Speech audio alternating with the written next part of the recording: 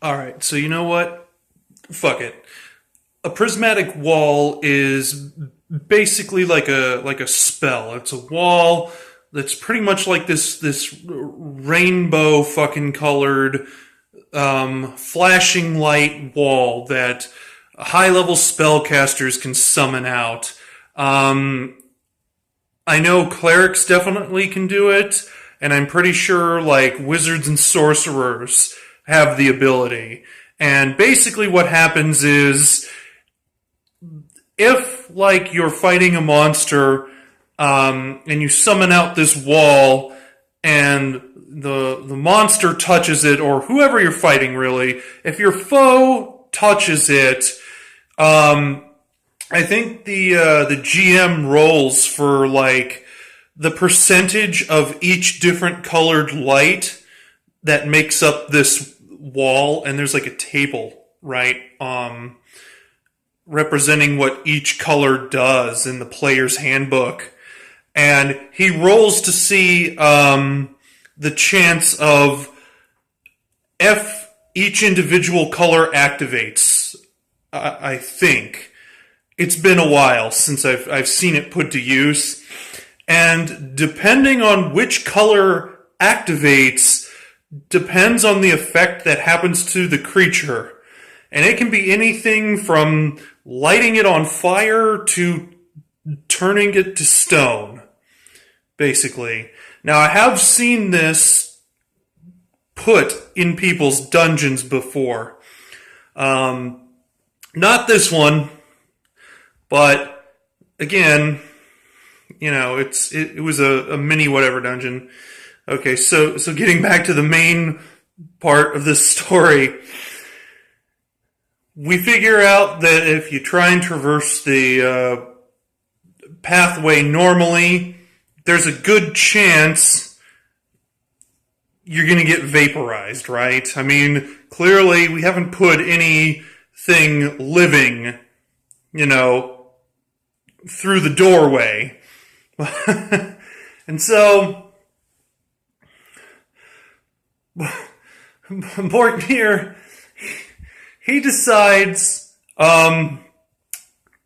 he's just going to take a swig out of the water, the bird bath, even though, like, we have no clue what it does. Like, Manny kind of detects to see if it has any mystical properties, and it does, but he can't determine what they are, really, and he's just like, fuck it, there's no way that Terry's just gonna insta-kill him, and I think that's what he was thinking, which is kind of metagaming, but, it's whatever, he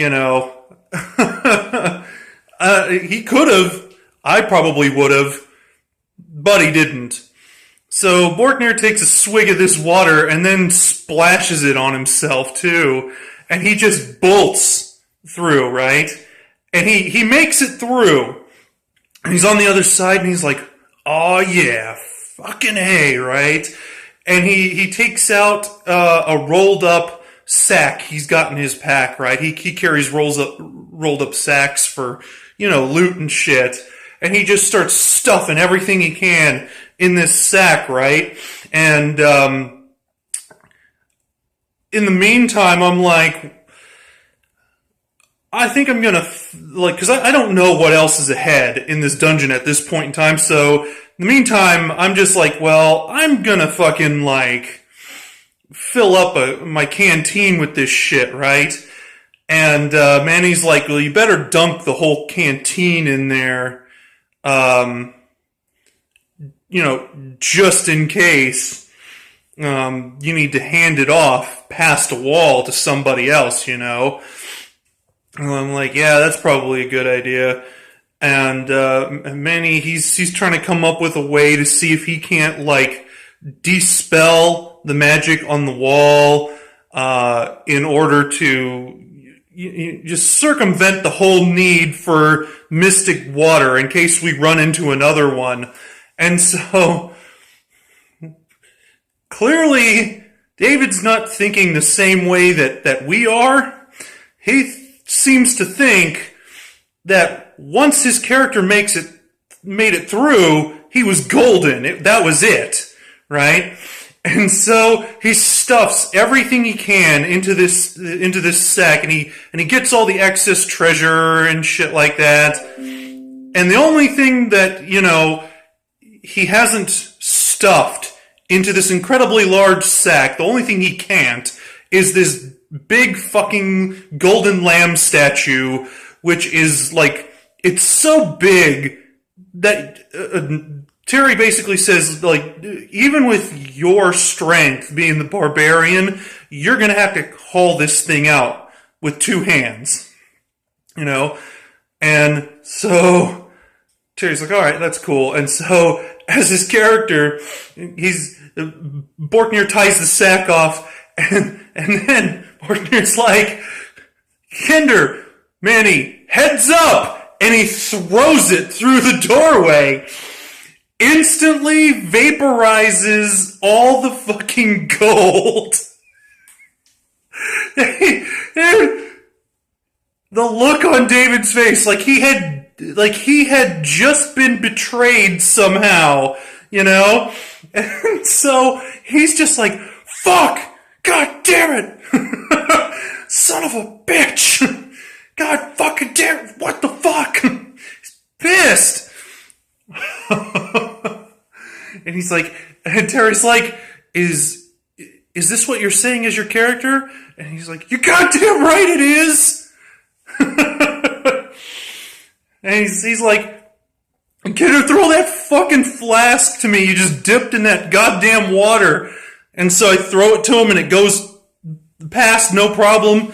And he soaks the lamb statue in the water, and he takes another swig of it just in case, pours a little over his head, and throws it back. And I fill it back up again, and by this point, the water's mostly gone, right? Because the DM just can't give us permanent refills. And he manages to get the damn thing through. Unfortunately, he was stuck hauling the damn thing through most of our time in this mini dungeon, because he's the only one capable of carrying it. And after he learned that this healer woman could no longer heal him because she's like tainted with evil and probably cursed to be some kind of lycanthropic were creature, he got real pissed, because the next thing was that she basically told him, like, if you tie that to the end of the rope to haul it back up to my house in the attempts of taking it, I'm gonna sick the royal guard on you before you can even leave. That shit is mine. And she goes back to check on her like treasure and shit. And so Borgner's like, we need to get the fuck out of here right now. And so we climb up the rope as fast as we can and just basically dip out. And he was so pissed. The entire reason why he went there, null void, right? The treasure, he destroyed, We literally got nothing out of that entire side adventure, and he's got to go God knows how long with his heart condition still, the way it is. And he was honestly more pissed than me and Duncan were. We were just laughing the whole fucking time. It's just so goddamn amusing.